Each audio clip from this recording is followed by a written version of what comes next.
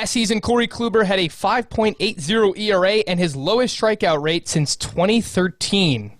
Is he done? We'll answer that and many more questions here on Fantasy Baseball today on a Monday, June 8th, 2020. Frank Stanfield joined by Scott White, Chris Towers, and the returning Adam Azer. Adam, I hope that you have had an eventful week, an eventful weekend, because last Monday when I asked Scott and Chris how their weekend were, it was met with a resounding, not much. Well, that doesn't surprise me, I guess. We're not doing much these days. Yes, I have had a busy week. Last Friday, I guess 2 Fridays ago at this point, we welcomed our daughter into the world. Woo! Yeah. On May 29th, and now I have a son who's going to be 2 next month and a newborn daughter. Yesterday was the craziest day that I've had, probably. I told you guys off the air, my son picked up a knife out of the dishwasher and then like an hour later messed with some of the burners on the stove as I was cooking dinner. He is getting into everything right now. He is like unstoppable. Everything's great though. And what is awesome is that for some reason over the last few days, my son decided he loves baseball. This is not a joke. He loves baseball. He keeps going, Mo, baseball. And I have to keep putting on YouTube highlights of games. I've been watching MLB Network because they're just showing old games. I watched Barry Bonds destroy a home run in the World Series, a game that they lost. That is one of, like, the Albert Pujols home run gets all the love. That Barry Bonds home run, like, I think they cut to one of the pitchers on that Angels team, and he's just like, I think you can see him say, like, I've never seen a ball hit that hard. Well, it was like the Aaron Boone home run. It was like coming back from the inning. Or at least this is the way, they edit the games on MLB Network to speed it up. But it was like you come back from break, first pitch, Barry Bonds, like, what were you thinking pitching, like throwing a ball there? And he destroyed it. I also like he's gigantic and juiced up. But, he loves baseball. And then today I found out that every sport to him is baseball. So if he's watching basketball, he's like, oh, baseball. So maybe he doesn't love baseball, but he loves sports, and he calls it all baseball. Yes. Great. That was probably more eventful than I ever would have expected. And it's a zoo over here. Quite different than last Monday, but hope everything else is going well. I'm glad to be back. I missed everybody. I'm glad to be safe in that Azer household, man. There's a lot going on there. Scott, how are you doing? How's everything? It's good, Frank. It's good. My kids have not been getting into the same sort of hijinks. Sounds like Adams have been. They're just fighting. They've been fighting over, the barrel of monkeys, that game that's just a barrel with a plastic barrel with little plastic monkeys in it that you link their arms together. You know that? They've been fighting over that constantly for the past 2 days. Why is it of such interest to them? I don't know. I never found it fascinating when I was a kid. There are multiple monkeys in it, so they can divide them up evenly, but that's not quite good enough. So that's how things are going over here. Thanks. I just want to say one thing: the knife and the stove thing, very rare. This doesn't happen often in my house. We are not neglectful parents. It was just a wake up call that we have to do I have to do a better job watching my son. I cannot do the things I normally do now that we have a daughter. I do have a question, I guess. What kind of knife? Just a butter knife? No, not a super sharp knife, but what are you doing? What are you putting your serrated knives in the dishwasher for, man? Wash those things by hand. These are old and already have been washed so many times in the dishwasher. The really nice ones, the really sharp ones, we hand wash, which is counterintuitive because you could cut yourself. I really resent these certain items, you can't wash them in the dishwasher. This is why I have a dishwasher. I don't want to wash anything by hand. It is such a pain, and you shouldn't make me do it. So I'm with you, Adam. Thank you. Appreciate that. Today on the show, we will not continue talking about knives and children and gallivanting, but we will answer questions about starting pitchers. You heard Corey Kluber there in the open, so we'll talk a little bit more about him. David Price was brought up last week. I want to talk a little bit more about that. And Dinelson Lamet. Some questions about those three starting pitchers. And throughout the course of the week, we will also look at some category sleepers. We'll do one hitting category, one pitching category each day. And today we'll talk about batting average and ERA. But of course, a new day means a new proposal with the same result. I don't want to talk too much about this, but it's worth mentioning, reported by Carl Ravish of ESPN, a 76-game regular season has been proposed by the MLB owners with a 75% prorated salary. And as Mike Axisa of CBSSports.com points out on Twitter, it is basically the same money that the MLB owners have been offering all throughout. So originally, an 82-game season at a sliding scale, that was an average of 33% salary. 50 games at a fully prorated pay, that is an average of 33% salary. And this latest proposal, 76 games with 75% of prorated pay, is an average of 33% salary. But there's a big concession in this one that wasn't in the other ones, and that is teams don't have to forfeit a draft pick if they sign, what is it? What type of free agents? One who gets this extended the qualifying offer. Okay, the qualifying offer, right. Yeah. So that's a huge deal, I think, anyway. Yeah, well, I mean, that rule has been blamed for costing a lot of players a lot of money in free agency. So I don't know. Like, I guess it's a concession, but it's just the owner saying, like they're not going to just like stop doing that. It's not like they're just going to like, if Craig Kimbrell didn't have that attached, he wouldn't have gotten $100 million contract like he was looking for. It feels like a concession that's not really actually a concession. So you don't think it was, you don't think that, I don't think that the loss players, of a draft pick was preventing teams from signing players. I think it was a convenient excuse for teams not wanting to pay for veteran free agents. Man, you are But what about the teams? What about the players that legitimately had to wait until June? You know, I think it played a part. I'm just saying if I'm looking at this from the player's perspective, and I'm looking at what 12 to 15 players get the restricted free, or the qualifying offer tag every year, and maybe two of them, like even in that one bad off season coming off the 2018 season, it was only like 3 players who ended up having to wait. Like Yasmani Grandal had to take a 1-year offer, but it's just, that's not a real concession. That's not a real concession that the entire players union should be concerned about. This seems like we have an easy solution here. Just 76 games, prorate the full salaries, but you can defer X percentage of the money. And also, if the postseason doesn't play, you get to waive the money. Like, that just seems like such an obvious answer that fulfills both sides' stated goals and needs. And it's just like, let's just get there, you know? Like, yeah, it sounds like Carl Ravitch had a series of tweets related to this report, and the way he made it sound was that if this offer doesn't at least inspire a counter offer from the players, because it's basically been one side makes an offer and the other just says no and waits for the other side to make a new offer. That's how it's been going. So if this doesn't start an actual dialogue, then it sounds like they're just going to move forward with the 50-game season, or 48, or somewhere around 50 games. And that'll be madness, but at least it'll be a season. Madness, Scott. This is Fantasy Baseball Today. Then there's this from Jorge Castillo. That was 300. Adam, come on. Yeah. Oh, okay. I was like, what? Adam had no clue. There was also this tweet from Jorge Castillo. Besides the money, MLB's proposal includes a revision to the operations manual that says players would have to sign an acknowledgement of risk before playing.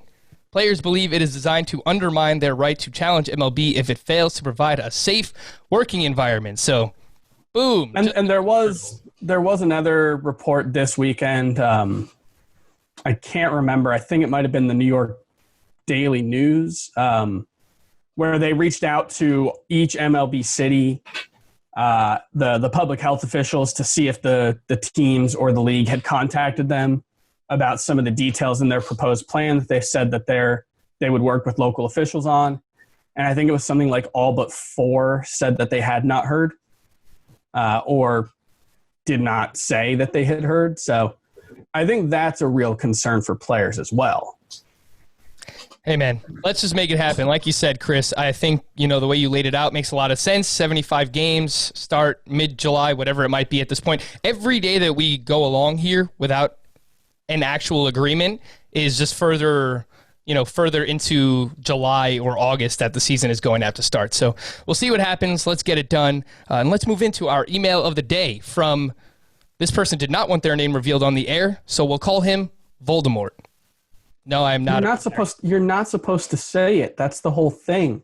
But the Frank. thing is, they keep saying, I mean, I didn't read the books, but in the movies, they kept saying you're not supposed to say it, and then everybody just said it. Only Harry and Dumbledore consistently said it because, you can't be afraid of a name.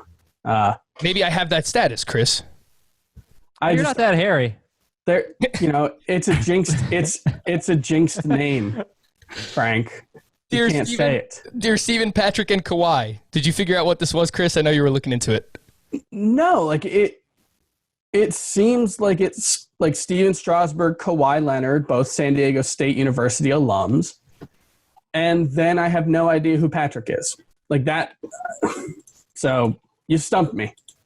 With so much uncertainty lingering over the year as a whole, and therefore the composition of the season, do you think punting starting pitching could be a viable strategy in 2020?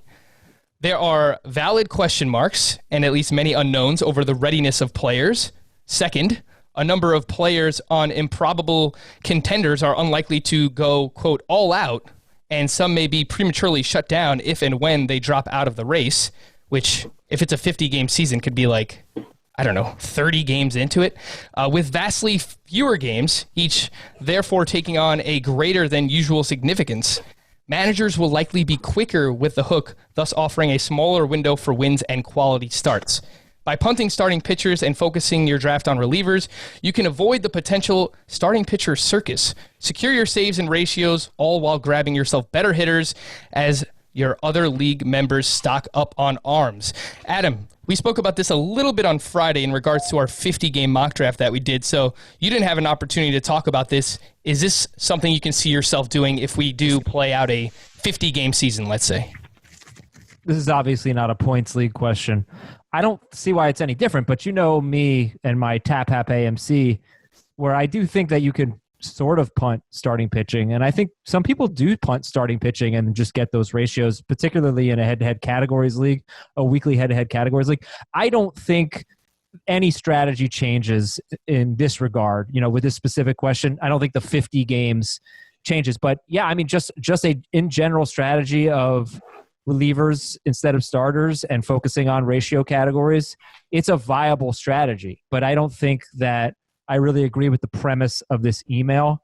If you're going to say that managers are going to be likelier to give a hook because the season's shorter, maybe I'll say that managers don't have to manage workload as much because the season's shorter, and they'll let their pitchers go deeper into games if those are their best pitchers, So I don't agree with the premise of the email, but I do think in general, yeah, you can punt starting pitching and try to win the ratio categories and saves. I agree with you that it's just impossible to say how managers are going to approach it, but I do think everything is on the table, and I do think, while they may lean on their best pitchers heavier, that might include their closer.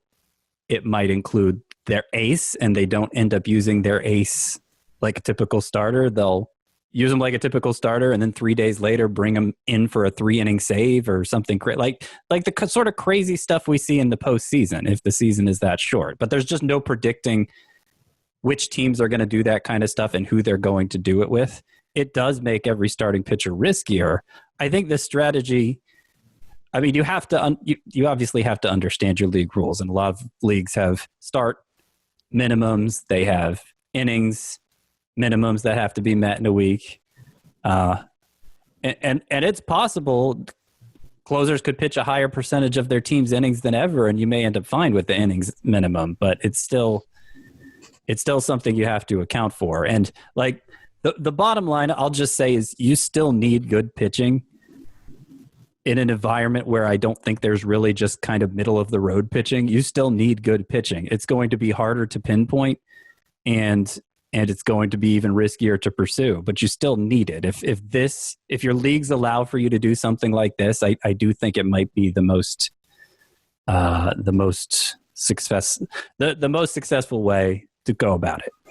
There's going to be more injuries this year than normal. I feel pretty confident in that. The start-stop nature of the spring training, the shortened spring training that we're likely to have, it all points to a situation where you're just going to have more muscle and tendon injuries. And that's going to go for hitters and pitchers, but I think it's more likely to be an issue for pitchers just because pitchers are more injury prone in general. What that says to me, along with the fact that I think most starters, at least the ones who haven't proven that they're big workload guys like Justin Verlander and Max Scherzer, I think we're going to see a lot of guys making 4 and 5 inning starts, at least for the first few weeks, maybe the first month of the season. And in the event of a 50-game season, all of a sudden you're probably looking at a situation where that's half the season. Why do you think that? Well, that's what happened. Yeah. That happened in 95 in many situations, and I just think like we're going to have the 4 or 5 inning starts you're saying happened in 95? Yeah, and we're going to have deeper rosters, deeper bullpens, so teams are going to have more they're not going to have to worry about overworking their bullpen early on in the season. And so I think we're going to see a lot more, like Scott said, that kind of postseason strategy, except with the exception of a handful of aces, the first time a guy runs into trouble the second time through the order, a lot of guys in the postseason get pulled. And I think we might see more of that in 2020 if there's, in any instance, but in a 50-game season, the impact of that will be greater. Yeah, I know the Dodgers were notorious for that throughout the postseason. They would only let their starters, some of the fringe starters, their third and fourth guys go one time through the order, and they would be really cautious once, runners would get on base. So, look, every game matters that much more in a 50-game season. So I tend to agree that things are going to look a lot different than we're used to. But there you go.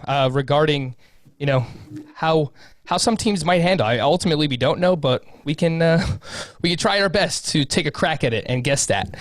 Pitcher questions. Some of these pitchers came up last week when we were talking about our favorite players to draft, and I wanted to dive in a little bit more on our conversation on some of these guys because we didn't have enough back and forth, so I wanted to allow that to happen now. And I teased Corey Kluber at the top, and I want to start there because, Chris, it seems like you think that there is more left in the tank for Corey Kluber. So before we actually get into it, I'm just going to go around the horn, a yes or no question. Is Corey Kluber done? Let's say as a top 20 starting pitcher. Adam, yes or no? Yes, not top 20 anymore. Chris? I think he definitely could be. Yeah. That's not the exercise. Wait, he could be done or he could be top 20. Top 20. I'm not drafting him as a top 20 pitcher, but you don't have to have him on your team. So no.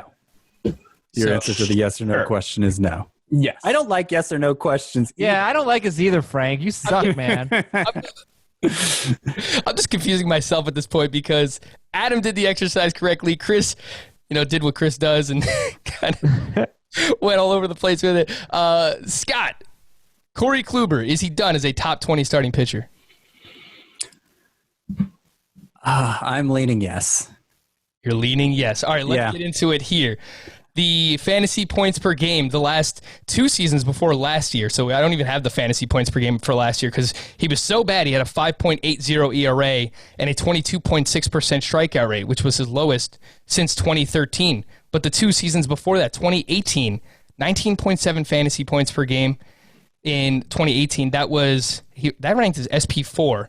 And in 2017, 23.5 fantasy points per game. He won the Cy Young in 2017. He was the SP1 in fantasy points per game. So it's not that long ago that he was very successful, both as a real-life pitcher, as a fantasy pitcher. And, the hard contact is up the past 2 seasons. 36.7% from 2018 through 2019. His ADP is 93.6. Now, I've had a tough time figuring him out because typically he's a slow starter. That could have just been the case last year. Chris, tell us why you are a little bit more optimistic, I think, than us on Corey Kluber. I think what it comes down to is that I take a lot less from what happened last season than I think most people are. I don't think 6 starts tells us a ton. There's like, well, his velocity was down. Well, his sinker was 91.4 miles per hour in April.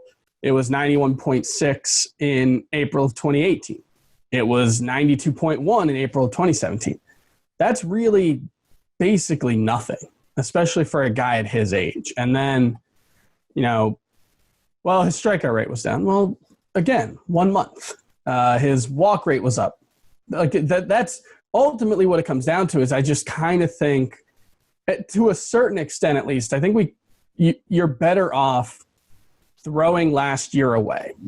Take a little bit of something out of it.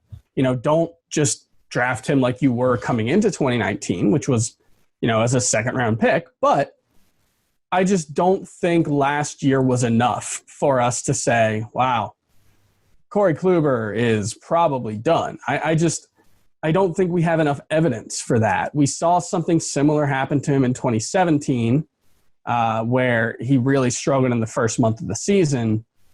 ERA wasn't quite as bad.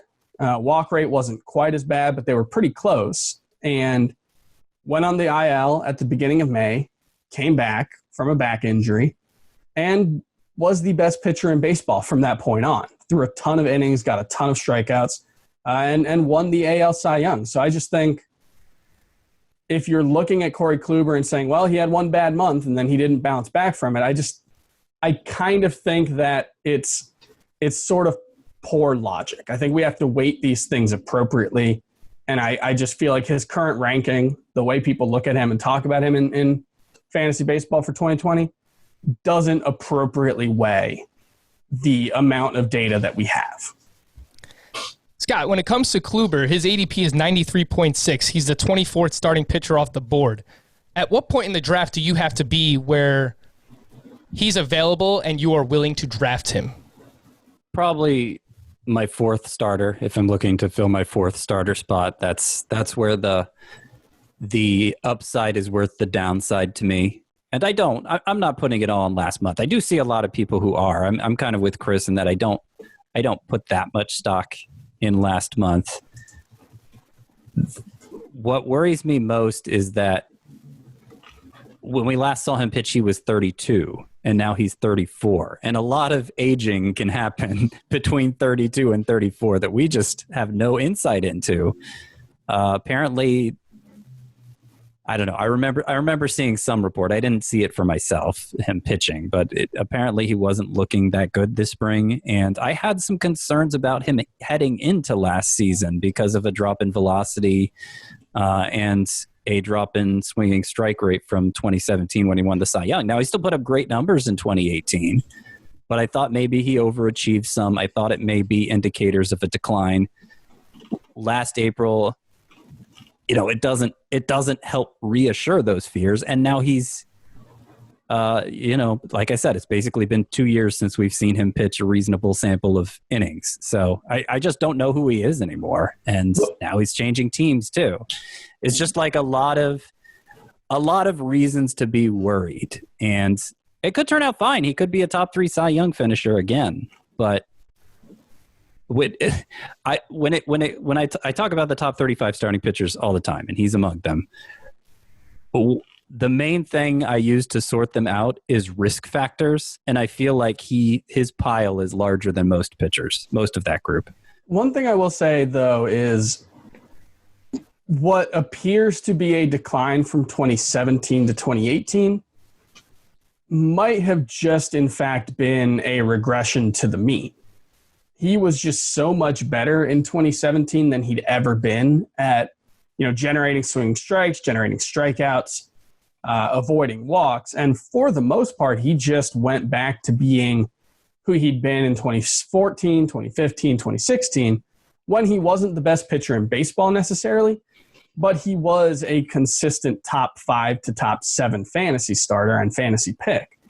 And so it's one of those things it's always hard to tell when a player is coming off a career year. Did they lose something, or was it just they had a career year? I think in Corey Kluber's case, maybe a bit of both, but I didn't really see much to be alarmed about in his 2018. Like, he still had a 323 Sierra, 308 xFIP, 312 FIP, 289 ERA. He was still, by any possible measure, one of the 10 best pitchers in baseball. Adam, I've got a two-parter for you. Would you rather have Corey Kluber or Zach Gallen? And speaking of his xFIP and Sierra, what would you project for his AERA this season, his Adam ERA? I would rather have Zach Gallen, but most of the pitchers going behind Kluber, I would not take over Kluber. I think Kluber's ADP is pretty good. I would take Carrasco, Gallen, and Paxton over Kluber, and that might be it. And I would say 380 or higher. Yeah, I mean, a 380 ERA in a shortened season. What do I know? Look, I would be more confident in him in a shortened season than a longer season. I think he's old and breaking down. He pitched with injuries in 2017 and 2018, and then he had a broken bone in 2019. It wasn't like, a chronic knee injury. But that's why I didn't like him going into 2019. I thought he was starting to break down. Can he put together 2 good months? Very, very possible. But he's just not someone that really interests me. Speaking of being old and breaking down, Chris, you referenced David Price last week, and you said that he was the most undervalued starting pitcher in fantasy baseball. And that might be true. 10.7 K per 9 last year, 28% strikeout rate, both the highest of his career. He does leave the AL East, which is great news because in his career versus the Yankees, he has an ERA over 5. I don't know what it was. I think it was just a mental thing at times. Obviously, they had good lineups, but he just got crushed every time he faced the Yankees. Moves over to the National League with the Dodgers on the West Coast. His ADP right now, 149.2. He is SP 41. Chris, tell us why he is one of the most undervalued starting pitchers in fantasy baseball. Well, I think the biggest thing is that you look at the final ERA and it's 4.28, and it looks like it's in keeping with the general decline that we've seen from David Price, where he hasn't really been an elite pitcher in a long time. He's 33 years old. Maybe that was another sign of the beginning of the end. Except for him, he basically was pitching with a wrist issue for his last 4 starts, as Alex Cora said when he went on the IL last season. It was ultimately just a cyst in his wrist, which rhymes. That's fun. Mm-hmm. Probably not fun to actually pitch through, though. But the takeaway there is it wasn't a ligamental issue. It wasn't a sore elbow. It was, he had a mass that grew. They removed it, and he should be fine. Assuming he's fine, he had a 3.16 ERA through his first 17 starts, right before those last 4 starts of the season, before going on the IL. His 3.16 ERA, 102 strikeouts, and 88.1 innings pitched. And he had gone at least 6 innings, I believe, in 10 of those 17 starts. The starts per inning number is really low, but that's mostly because he had 1 start where he went 2/3 of an inning, I believe got ejected. And then another one where he went 1 1/3 of an inning, gave up 6 earned runs, and was pulled. So he didn't really have trouble consistently going 6 innings. He was very, very effective. But I think he only had 8 quality starts in his first 17 starts. I mean, that's, that comes out to 14 over a 32 start season. That's not a huge number, but it's not terrible. That might make him better in a roto league at this point versus head-to-head. Sure. I think that's fair. And I think, the way the Dodgers use their starting pitching, it wouldn't surprise me if he had more short starts this season. But he's the kind of guy who has proven he can handle the workload, has proven he can throw, the 95 to 110 pitches that we want to see from a starting pitcher. So he probably won't need a long ramp up like some other guys. So I just think David Price was really good last year, and it's kind of gone unnoticed. I don't think, like, he was a salary dump in that trade, but I think the Dodgers are going to be very happy that they have him. Scott, you wanted to retort this last week. We didn't have enough time. I pushed it off, and I said, we'll get to it. Well, now's the time to get to it, Scott. You did not think that David Price is one of the most or the most undervalued starting pitcher. Why is that? I didn't really trust what he was doing even before things before things collapsed for him last July when he had the 3.16 ERA through those first however many starts. It was a career-high strikeout rate, even though his swinging strike rate was as mediocre as ever. I mean, he's always been terrible at getting whiffs. He's managed to be a good pitcher in spite of it, but So why hold that against him? I mean, that's David because Price. he hasn't been a great strikeout pitcher before last year. That was the first time we had ever seen that happen, and it was over basically half a season and without the underlying changes to support it. So he also tends to give up a lot of hits. I just think, I don't know. I think he had a good half season in a way that I have trouble explaining.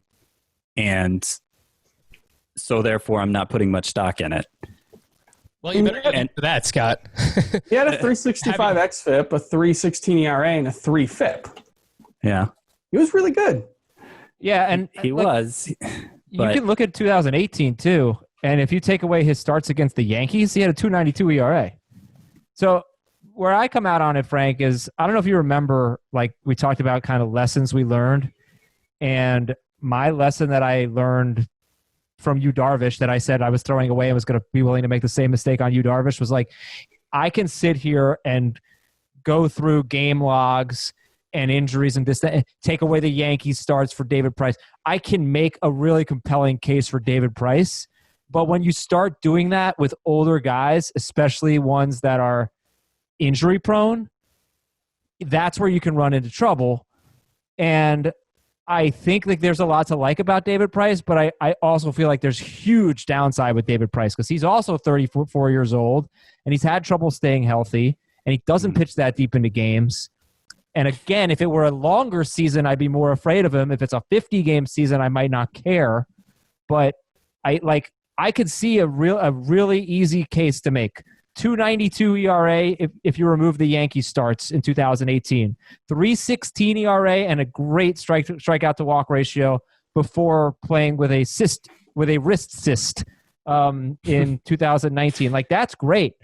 But you do have to be careful when you start making excuses for players 2 years in a row. You know, just beware. No, I think that's fair. But looking at other pitchers in that range. Yeah, it's baked into his cost. You know? Yeah, I don't necessarily know there's that much more risk in David Price than James Paxton, who is a fly ball pitcher with a ton of injury. Like, I love Julio Urias, but you definitely can't say there's more risk with David Price than Julio Urias. Like, Kyle Hendricks has, I think, basically no risk, but I think he's also generally just kind of overlooked because he's boring.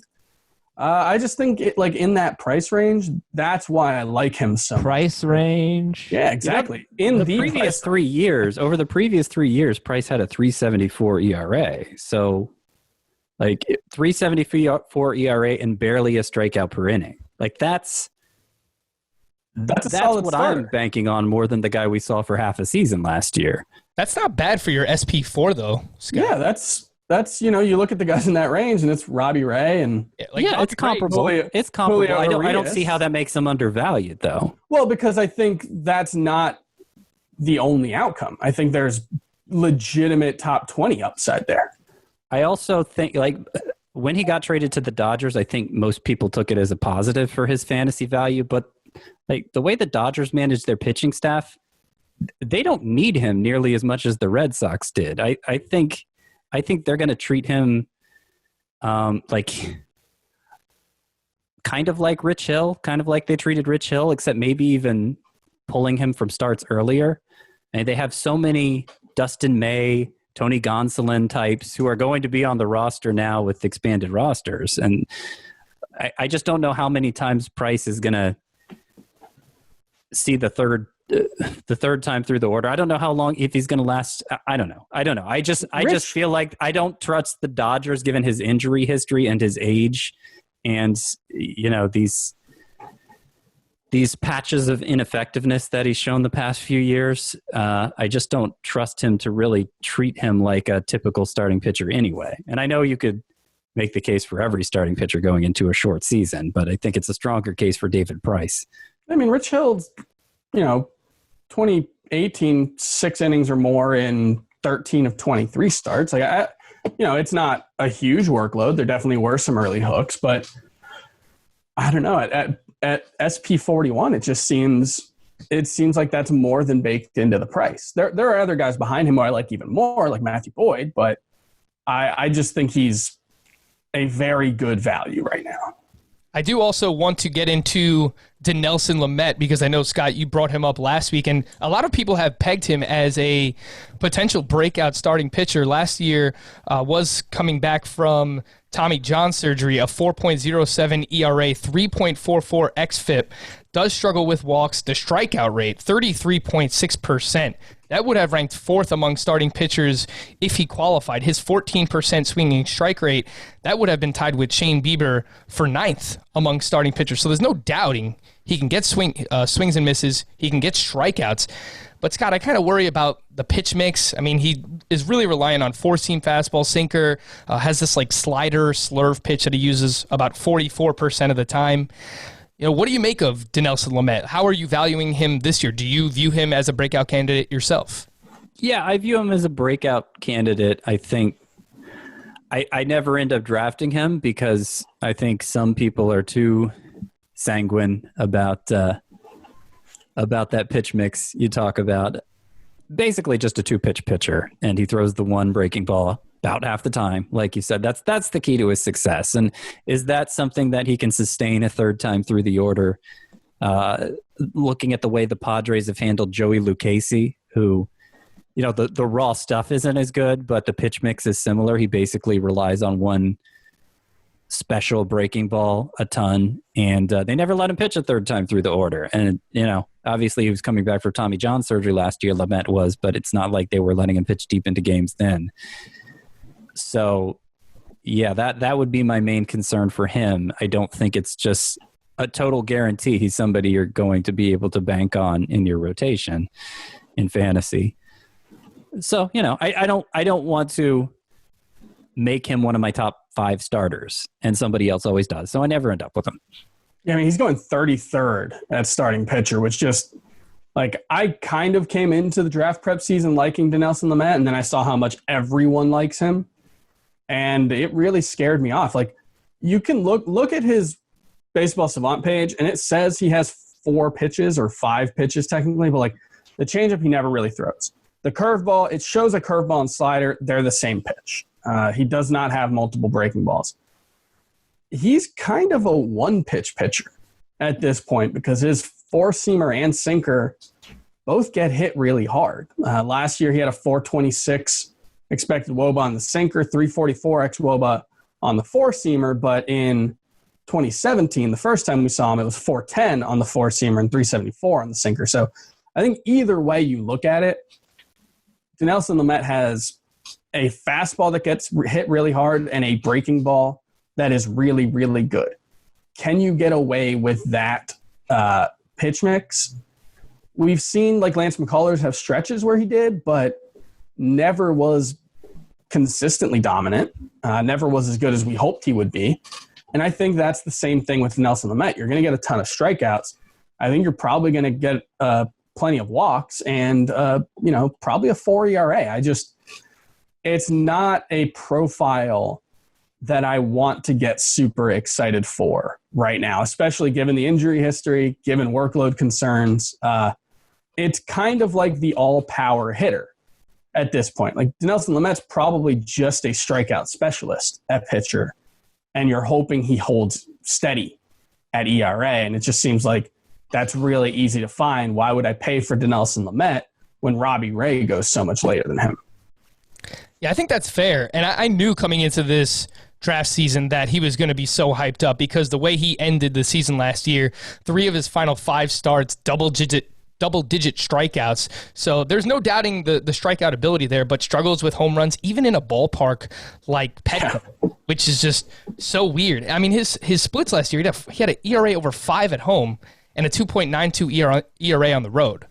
So it's just, there's a lot of volatility in the profile, I think. And I've already kind of been on record saying in a shorter season, I think you kind of need to avoid some of these pitchers where you don't really know what you're going to get from start to start.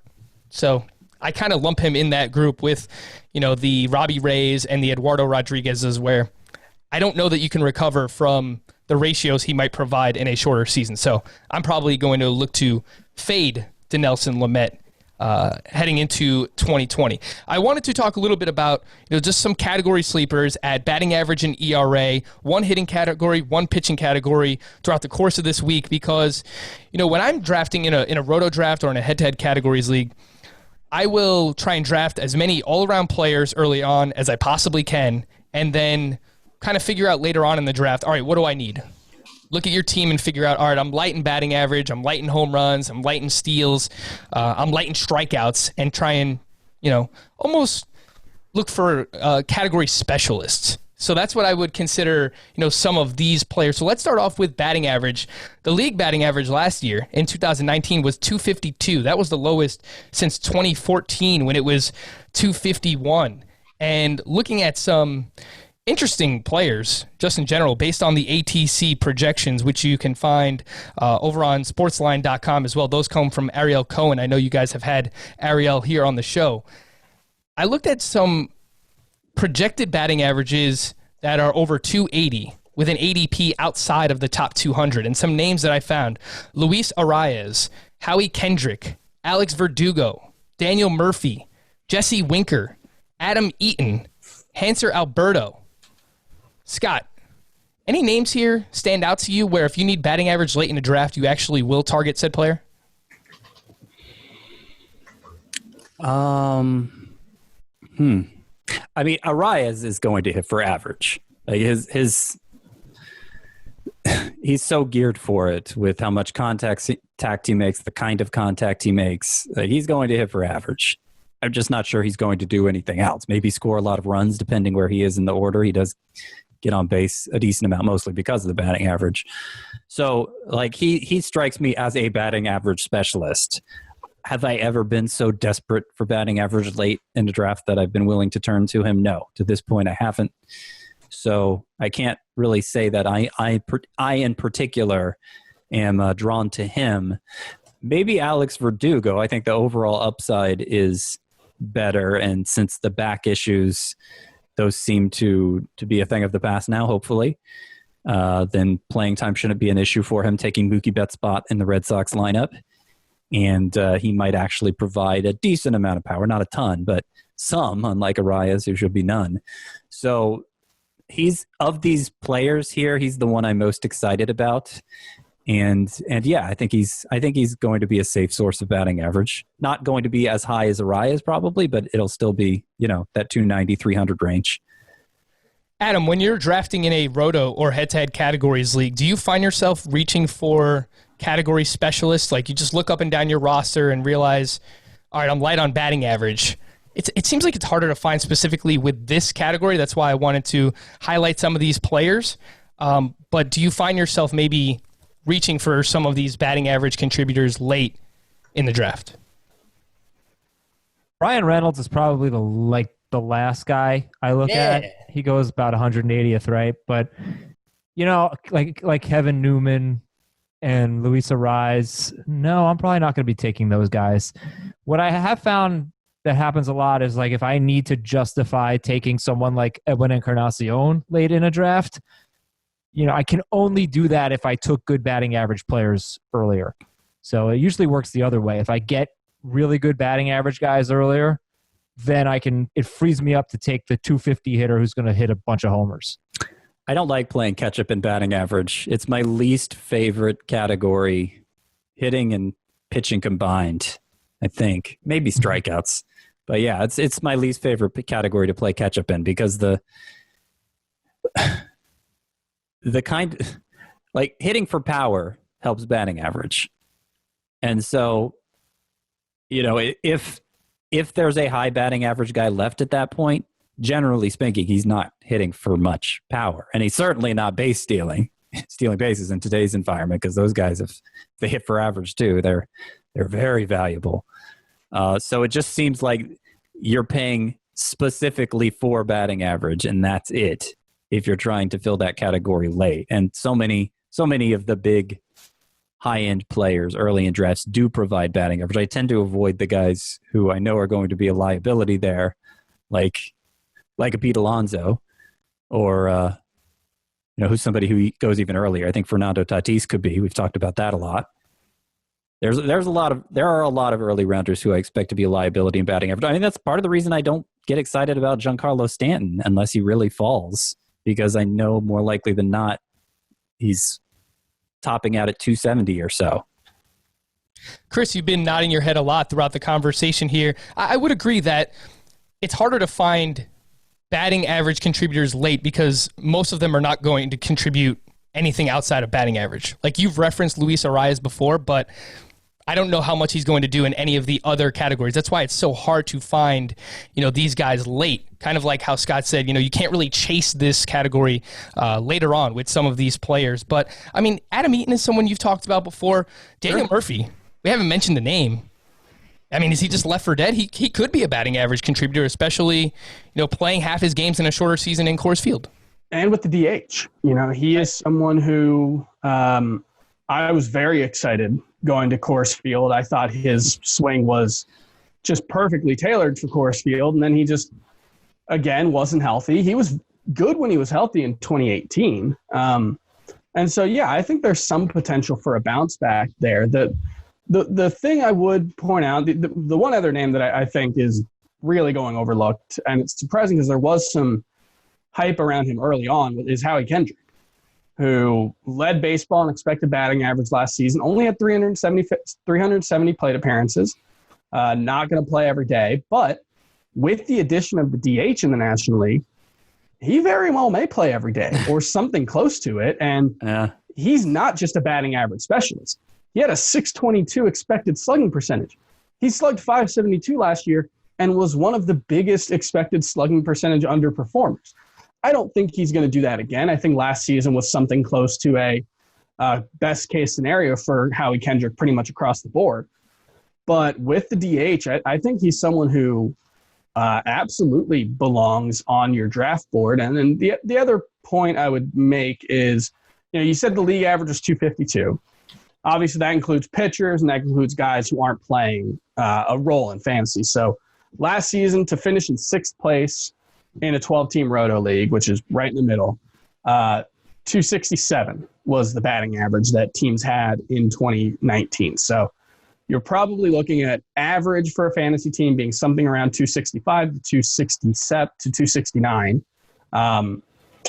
And so, that bar is still pretty low. If someone hits 280, they're helping you in batting average. And, there are more guys than you think who can help. It's just, like Scott said, and like Adam said, you're going to be sacrificing in other places to accomplish that goal. I want to quickly talk about ERA, some guys and this is also a tough one as well. So I married these two together, ERA and batting average. It's, trying to predict ERA for a season is something that's very tough to do. But Scott, I wanted to ask you specifically about in Roto, using middle relievers who have great ERAs. Is this something that you've ever tried? Have you used it as a viable strategy? Because I have some names here who can likely be helpful in the category this season, and they go super late as middle relievers. Will Harris, Emilio Pagan, Seth Lugo, Yusmeiro Petit, and even Will Smith. He goes a little bit earlier because he still might be in the mix for saves with the Atlanta Braves. But is this something that you have used in the past to try and lower your ratio in a roto league, not a head-to-head categories league? I have. It's usually something I've pivoted to in season when, it seems like improving my pitching situation through trade is just too big of a hurdle to clear. And it's clear it's clear at that point I don't have enough. I can't just wait for guys to come around. I have to start making some hay in that category. So yeah, that's the thing is even in even in like 15-team leagues, even in like AL and NL only leagues, there are always relievers who can help with those ratios. It's not something you should have to pay for. It's not something you should have to invest your draft capital in. You can just pick them up when the time comes where you need them. So it's never my intention to do that. I try to get the most impact possible from the staff I draft, which would mean drafting starters and hoping, starters and closers, and hoping they live up to my expectations. They live up to my wildest hopes, I guess would probably be a fair way of putting it. And then if they don't, I pivot. That's usually how I handle it. I also took a look at the ATC projections for ERA, and I found 6 starting pitchers that were projected for a 3.90 ERA or less with an ADP outside of the top 150. Adam, I'm going to run a few names by you. You let me know which one you think is most likely to help in ERA in 2020. Carlos Carrasco, Marcus Stroman, Lance McCullers, Carlos Martinez, Kyle Hendricks, and Alex Wood. All 6 of those names met the criteria I mentioned. If Carlos Carrasco is back to normal, then he's, potentially a 3.30 ERA guy. He had 3 years in a row, 3.32, 3.29, 3.38, and then 5.29 last year. So Carrasco jumps off the page. Like I said, I would take him ahead of Corey Kluber. So I think he's incredible value. Chris, same question to you. Carrasco, Stroman, McCullers, Carlos Martinez, Kyle Hendricks, Alex Wood. Can you see any of those being a contributor in ERA?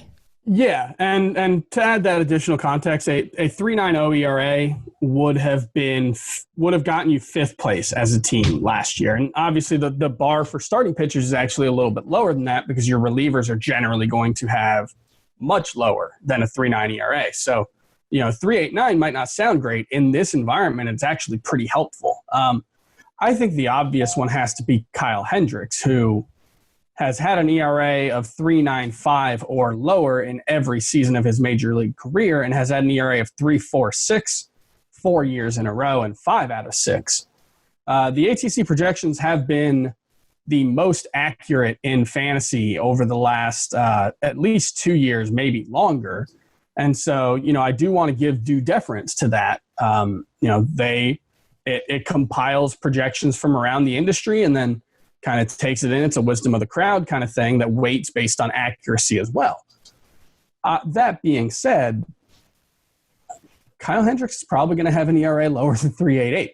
It's been the case pretty much every single season of his career. The peripherals don't wow you. He's had a FIP of 3.88, 3.78, and 3.61 over the last 3 seasons, but his ERA has been 3.03, 3.44, and 3.46. He limits hard contact just about as well as anyone in baseball. And when you do that and you don't give up walks and you don't give up home runs, which is part of the limiting hard contact, you're going to outperform your peripherals. And I think this is one situation where maybe this is the year that it all falls apart. He's walking a narrow margin for error because he throws 87 miles an hour. But the track record is so good and so consistent that I think Kyle Hendricks is a good value in a roto league and someone who's almost certainly going to help you in ERA and WHIP. Mm-hmm. Kyle Hendricks, I just want to add, he had a 3.26 ERA before the last 2 starts of the season where he gave up 11 and a third earned runs in 8 innings. Or no, sorry, 8 earned runs in 11 and a third. There you go. His ERA rose from 3.26 to 3.46, and he actually said, Kyle Hendricks said, that he was dealing with fatigue late in the year. So he worked on strengthening his legs, his shoulder, and his back during the offseason. So I don't think he's going to deal with fatigue late in the year this year. Yeah. That's a good thing. Bad signs, though. Hard contact rate was up. Ground ball rate was down. He was terrible 3rd time through the order. Sure. He scares me every single year. But there's a lot to look at with Kyle Hendricks. But he does seem to outperform his expectations every year for sure. And I want to throw a little love Carlos Martinez's way because I feel like he has a very similar profile to Hendricks and a very similar track record too. Past 5 seasons, a 3.22 ERA. That's combined. Past 5 seasons, 3.22. The highest, only once in those 5 years did he have an ERA above 3.50. So consistently low ERA for him. The whips, substandard, and the strikeouts a little substandard too, but very consistent and back starting, and shouldn't have the same durability questions in a shorter season, whether it ends up being 48 games or 78 games. Yeah, and Carlos Martinez is someone who I kind of avoided when you had to draft him as an ace. I felt he was miscast in that role for your fantasy team, but yeah, he's pretty consistently been a very good ERA guy. One other thing I want to point out very quickly is, the idea of using middle relievers to lower your ERA. ERA is all about team context in fantasy. The more innings you throw, the more innings your team throws, the harder it is to lower your ERA because that denominator is so much higher. And so, if you're going to go with middle relievers, it's probably easier to go into the season with that as a strategy and then try to make up wins and strikeouts if you need to, which you probably would in that instance. But yeah, it's always a tough balancing act because a reliever with 50 innings of a 1 ERA helps your team's ERA about the same as a guy with a 3.3 ERA in 200 innings. I got 5 words for you. Tap, hap, AMC. It's not 5 words. That's an acronym. I guess you could write it out, right? Like the tap. Yeah, tap is a word. AY. Hap is not a word. Like hapless. Hap is a word. If you could be hapless, there's got to be something called hap. A is a word. C is definitely a word. And then M is, we're struggling there. All right. Tap AMC. Keep it in mind when you're drafting here for a shortened season. But there you go. A little look at batting average, a little look at ERA. We'll do this throughout the course of the week. We'll look at one hitting category and one pitching category and hopefully find some of these late round guys that can help you.